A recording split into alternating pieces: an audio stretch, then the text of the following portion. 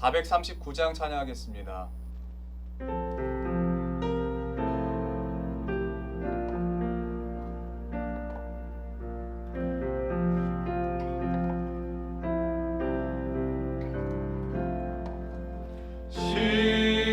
십자가로 가까이 나를 이끄시고 거기 흘린 보혈로 정죄하옵소서. 십자가 무한 영광이세. 요단강을 건너는 영원하시건대 십자가에 가까이 내가 떨고 섰네. 거기 있는 새벽별 죄를 비추시네. 십자가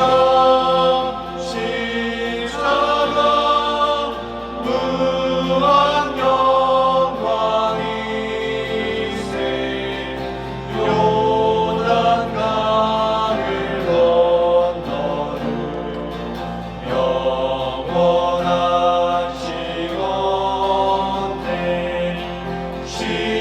십자가로 가까이 가게 하시옵고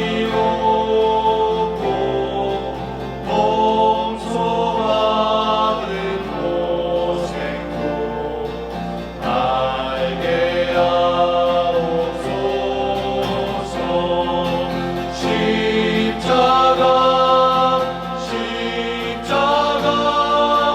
무한 영광이세. 요단강을 건너는 영원하시건대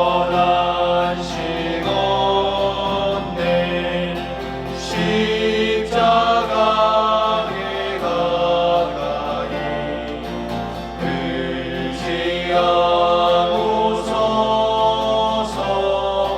천국이 이를 때까지 항상 머물겠네.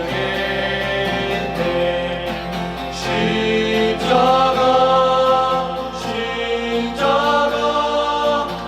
무한 영광이세. 요단강을 건너는 영원하시건대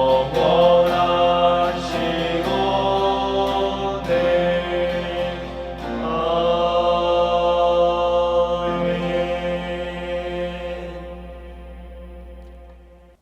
기도하겠습니다. 사랑하는 하나님, 오늘도 우리에게 이 새로운 하루를 은혜의 선물로 허락해 주심에 감사드립니다.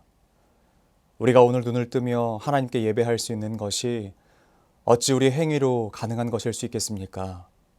그 구원이 어찌 우리의 잘남으로 가능한 것일 수 있겠습니까? 그저 은혜의 선물이고 우리를 향하신 하나님의 그 사랑의 선물임을 기억합니다. 그러므로 우리가 부득불 자랑해야 할 것이 있다면 우리의 약함을 자랑하고 우리 약함을 들어쓰시는 예수 그리스도를 자랑할 수 있도록 도와주시옵소서. 우리에게 주어주신 하나님의 그 값진 보혈을 우리가 날마다 감사함으로 살아가게 도와주시고 헛헛한 세상에 우리의 마음을 돌리지 않게 하시며 우리를 넘어뜨리려 하는 사단의 공격에 우리의 어떠한 것도 빠지지 않을 수 있도록 도와주시옵소서.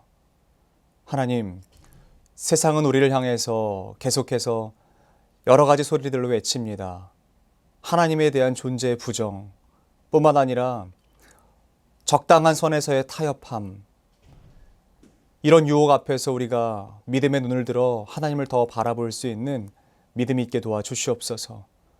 하나님 안에서 거하는 그 견실함으로 말미암아 우리에게 오는 모든 유혹을 이기게 하시고 또한 넘어가게 하시며 예수 그리스도와 함께 승리하게 도와 주시옵소서.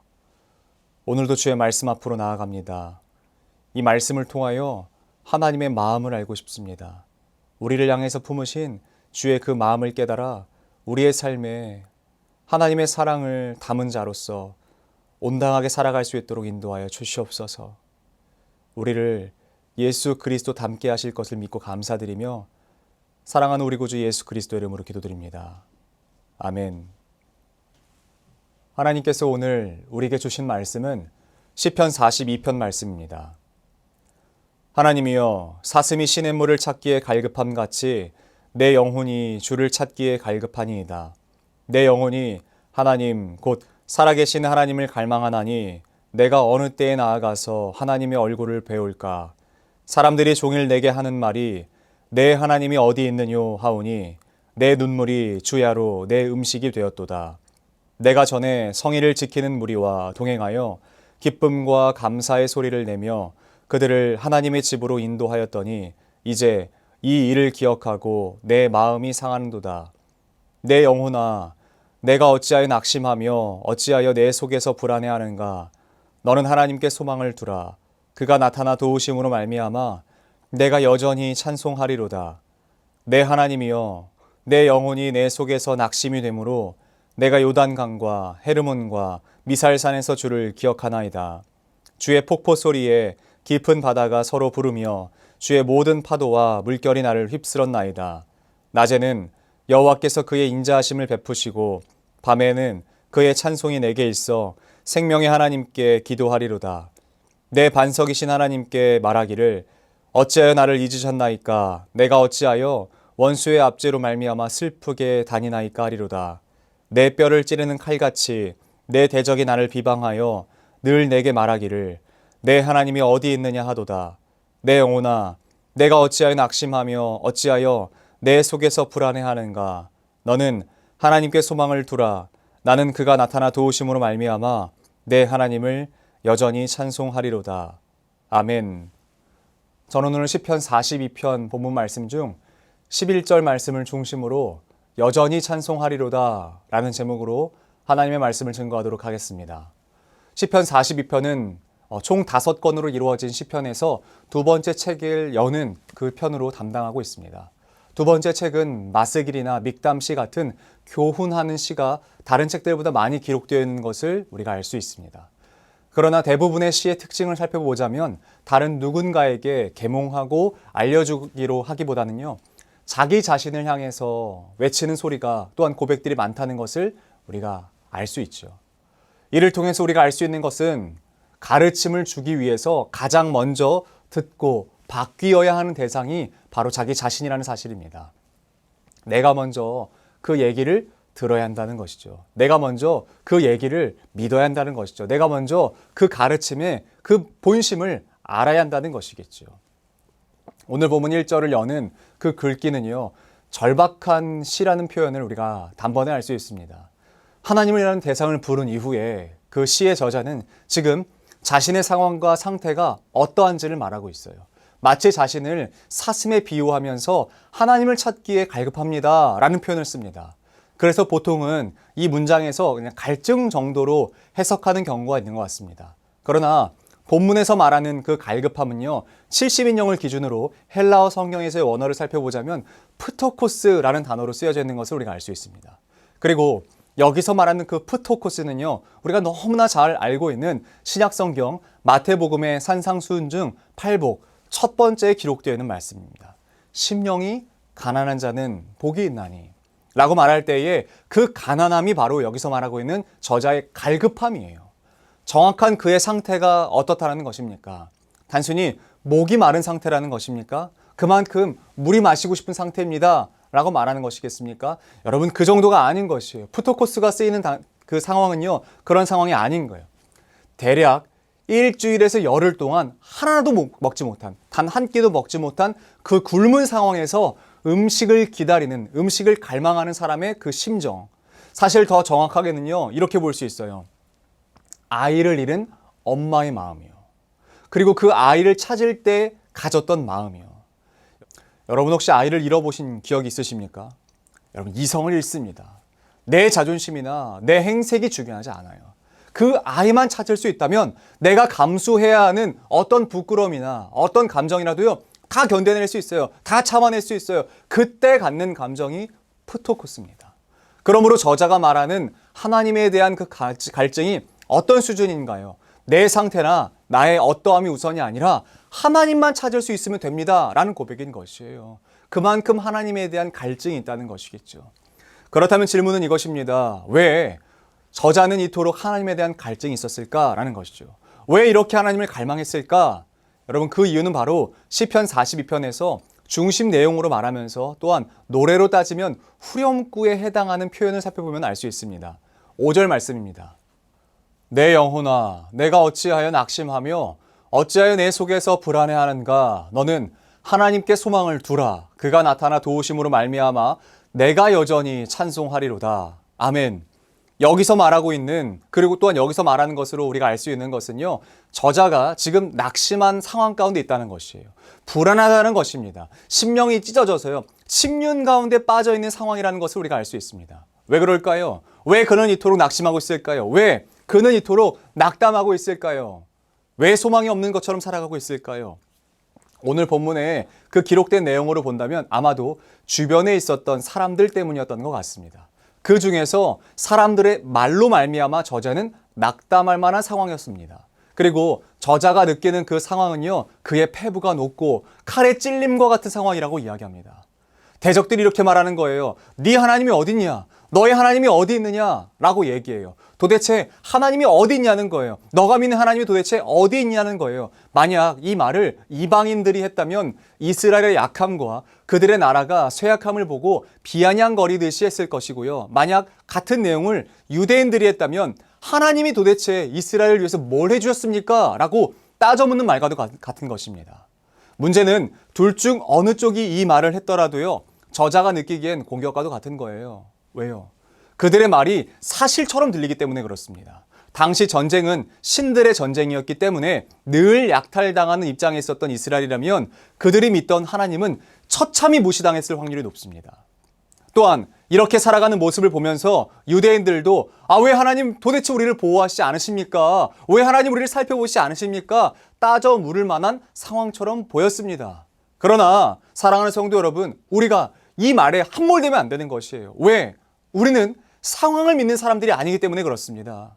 저자가 아니더라도 이 이야기를 이스라엘이 이방인들로부터 들었을 때에 그들이 반응해야 되는 것은 어떤 것이냐면 그 상황에 낙담하고 하나님을 향해 비난의 화살을 돌릴 것이 아니라 지금 우리가 왜 이렇게 고난을 겪고 있는지에 대한 정확한 진단과 더불어서요, 하나님을 찾아야 하는 것입니다. 그들은 하나님의 언약으로 시작된 민족이에요. 그 어떤 민족과도 언약 맺지 않으셨던 하나님께서 먼저 이스라엘에게 나타나사 그들을 선택하시고 그들과 함께 언약을 맺어주심으로 말미암아 출발한 민족이에요. 그렇다면 그들은 그 언약을 떠올리면서 다시 하나님을 붙잡아야 하는 것입니다. 또한 하나님께서 주신 그 계명을 지켜 행하면요, 하나님께서 약속하시지 않았나요? 그러므로 이스라엘이 어려웠던 모든 상황은 하나님께서 주신 이 말씀을 잃어버렸기 때문이에요. 그러므로 하나님을 향해서 하나님 왜 우리를 돕지 않으십니까? 라고 말할 것이 아니라 하나님의 말씀을 다시 되찾으면 되는 거예요. 하나님의 말씀을 되찾는 그 삶으로 내가 하나님과 연관 있는 삶, 하나님 안에 거하는 삶을 살아가면 되는 것이에요. 그들이 해야 되는 것이 무엇이냐고요? 하나님이 어디 계시냐 말하는 우매함이 아닙니다. 지금 하나님께 돌아가는 거예요. 지금 우리 귀에는 이런 소리가 들리지 않습니까? 우리도 이런 소리를 들으면 살아갑니다. 2023년도 이 시기를 살아갈 때요, 도대체 네가 믿는 하나님은 어디 있냐? 라는 말을 수도 없이 들으면서 살아갑니다. 여러분 그때 어떻게 하셔야겠습니까? 보통 이 말을 언제 할까요? 사람들이 우리에게 이 말을 언제 할까요? 네 하나님이 어디 있냐? 물론 교회가 질타받을 만한 어떤 상황 가운데 있을 때도 그렇지만요, 우리가 어려움 가운데 있을 때 특별히 이 얘기를 많이 듣는 것 같습니다.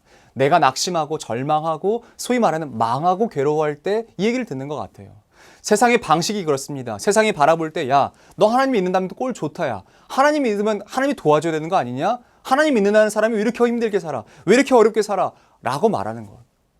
세상은 우리가 잘 되면 우리의 믿음에 대해서 별로 관심이 없지만 우리가 다른 사람에 비해서요, 소위 말해서 잘 못 되면 우리를 물고 뜯기를 참 좋아하는 것 같습니다. 그런데 그거는 세상의 방식이에요. 그때에 우리도 동일하게 세상의 방식대로 말하고 살아갈 것입니까? 내 삶이 어렵고 고달플 때 하나님 진짜 어디 계십니까? 라고 따져 묻는, 하나님 내 삶에 관여하지 않으십니까? 라고 따져 묻는 그 정도의 삶을 살아가시기로 결정하시겠습니까?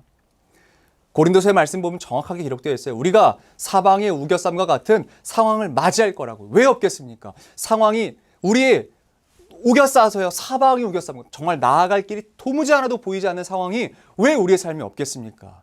제가 아직 채 40도 되지 않았는데 저도 살면서 올 때 보면요. 여러 그런 일들이 있는 것 같아요. 그런 상황들이 있는 것 같아요. 도무지 빠져나갈 그 어떤 것도 없을 때. 여러분 그런 상황이 왜 없겠습니까? 그때 믿는 우리가 선택해야 되는 것은 오늘 시편 42편 저자가 말한 것처럼 소망을 여호와께 두는 것인 줄 믿습니다. 우리의 소망을 여호와께 두는 것이에요. 막연하게 손을 놓고 기다리라는 말이 아닙니다. 하나님의 도우심을 바라보면서 신실하게 살아가는 것을 말합니다. 믿음의 자리에 서서요, 굳게 서서요, 하나님을 바라보고 그분을 갈망하는 삶, 그분을 갈급해하는 삶, 그분을 향해 목말라 하는 삶, 여러분 그런 삶을 살아가시는 저와 여러분들이 되시기를 예수 그리스도의 이름으로 축복합니다. 저는 우리 교회가 하나님을 향해서 목말라 했으면 좋겠어요. 채워주시는 은혜가 있습니다. 물론 매번 채워주실 거예요. 그런데 그것과는 별개로 우리도 마찬가지로 하나님께 늘 목말라 했으면 좋겠어요. 하나님 보기에, 하나님 만나기에, 하나님을 예배하기에, 하나님께 찬양하기에, 하나님께 기도하기에 목말라 했으면 좋겠어요. 목마름으로 나아갔으면 좋겠어요. 그분을 늘 그리워했으면 좋겠습니다. 내 상태나 내 처지가 어떠한가가 중요한 것이 아니라 그저 하나님을 볼 수 있다면 그것으로 만족하며 찬양하는 우리가 되었으면 좋겠습니다. 사랑하는 수유제일교회 성도 여러분, 우리 모두 하나님께 소망을 두시기를 축복합니다. 그리고 담대히 나 자신을 향해서요. 먼저는 나 자신을 향해서 선포하자고요. 내 영혼아 왜 낙심하냐? 내 영혼아 왜 갈급해하고 왜 그것으로 그냥 끝내냐? 왜 내 영혼아 그 낙담하고 끝내냐? 너 하나님께 소망을 두어라. 너 하나님께 소망을 두어라. 그리고 나아가서는요, 우리 주변에 낙심 가운데 빠져있는, 침륜 가운데 빠져있는, 어려움 가운데 빠져있는 그분들의 삶에요, 여러분 말로 하려고 하지 마세요. 왜냐하면 우리의 말이 폭력이 될 수 있기 때문에 그래요. 야, 너 왜 두려워해? 왜 넘어져 있어? 절대 그분들에게 말로 하지 마세요. 말로 옮기지 마세요. 그거는 그분들에게, 그 어려움 가운데 있는 사람들에게 정말 상처가 될 수 있고, 아까 얘기했던 것처럼, 그 저자가 얘기했던 것처럼 오히려 그것이 칼날이 될 수 있는 것이에요. 그분들에게 가서는 그냥 손 꽉 잡아주시고 그냥 같이 기도해 주세요. 그리고 우리 같이 결정하자고 이렇게 얘기해 주세요. 우리 여호와를 여전히 찬양합시다. 이 정도면 되는 것이에요. 사랑하는 성도 여러분, 먼저는 우리 자신을 향해 선포합시다. 그리고 세상을 향해 선포합시다. 나는 여호와를 여전히 찬송하리로다. 이렇게요. 나는 여호와를 여전히 찬송하리로다. 상황에 기인한 그 찬양을 뛰어넘어서 내 삶에서 일하시는 하나님을 바라보고 그분을 목말라 하면서 그분만 볼 수 있다면, 그분만 볼 수 있다면, 그분만 내 삶의 주인이 되어 주신다면 그분을 향해서 갈증을 가지시고 하나님을 바라보시는 하루가 되시기를 예수 그리스도 이름으로 축복합니다. 살아계신 하나님, 고라 자손들이 두려움 가운데 빠져 있을 때 그냥 낙담하고 낙심하는 것으로 끝내지 아니하고 먼저는 자기 자신을 향해서 외쳤습니다. 왜 불안해하고 낙심하는가? 어찌하여 낙심하며 불안해하면서 그 앞에서 떨며 두려워하고 있는가? 하나님께 소망을 두어라. 하나님께 소망을 두어라. 그 선포처럼 우리의 삶의 모든 기대와 소망을 하나님께 두기로 결정합니다. 또한 우리는 이 시간 결정합니다. 하나님, 내가 어떤 상황 가운데 있든지 하나님을 여전히 찬송하겠습니다. 상황에 기인한 찬송이 아니라 상황을 뛰어넘어 일하시는 하나님을 바라봄으로 하나님께 드리는 이 찬송, 하나님의 귀와 하나님의 마음을 시원케 해드리는 우리의 고백이 될 수 있도록 오늘 우리의 삶을 인도하여 주시옵소서. 우리 이어서 주님께서 가르치신 기도로 오늘 예배를 마치도록 하겠습니다. 하늘에 계신 우리 아버지, 아버지의 이름을 거룩하게 하시며 아버지의 나라가 오게 하시며 아버지의 뜻이 하늘에서와 같이 땅에서도 이루어지게 하소서. 오늘 우리에게 일용할 양식을 주시고 우리가 우리에게 잘못한 사람을 용서하여 준 것 같이 우리 죄를 용서하여 주시고 우리를 시험에 빠지지 않게 하시고 악에서 구하소서. 나라와 권능과 영광이 영원히 아버지의 것입니다. 아멘.